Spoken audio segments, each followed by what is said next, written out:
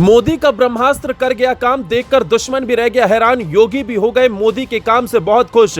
जो हुआ उसने खत्म कर दी एक झटके में गैस की सारी किल्लत। जब मुश्किलों में था हिंदुस्तान, गैस सिलेंडर की किल्लत पर मचा था हाहाकार, तभी मोदी के ब्रह्मास्त्र ने वो कर दिया जिसने अमेरिका तक को हैरान कर दिया। ईरान ने दी खुश खबरें। गैस संकट का डर अब हो गया देश भर में खत्म, मोदी की मानी ईरान ने बात। दुश्मन देशों की देखकर हालत हुई खराब, इस बार मोदी के दांव ने तो पूरी दुनिया को ही चौंका डाला। जो कोई नहीं कर सका उसे मोदी ने कर दिखाया, फिर से एक बार विश्व भर में भारत ने अपना डंका बजाया।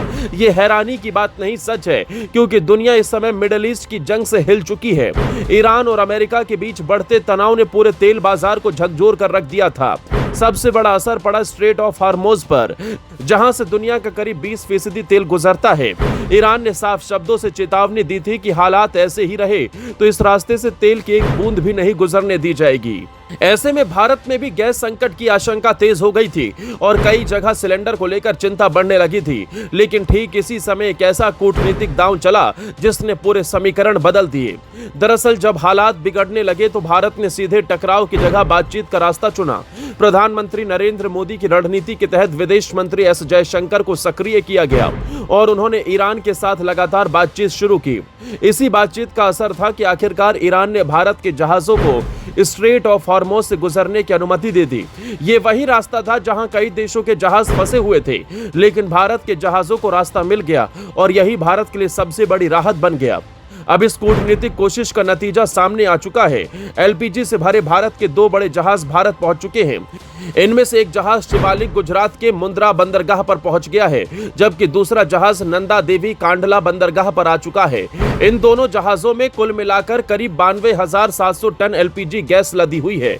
इतनी बड़ी मात्रा में गैस पहुंचने से देश में जो संकट की आशंका बन रही थी उस पर फिलहाल काफी हद तक विराम लग गया।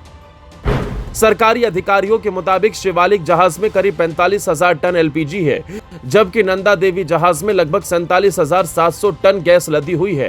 भारत में रोजाना करीब 85 से 90,000 टन एलपीजी की खपत होती है।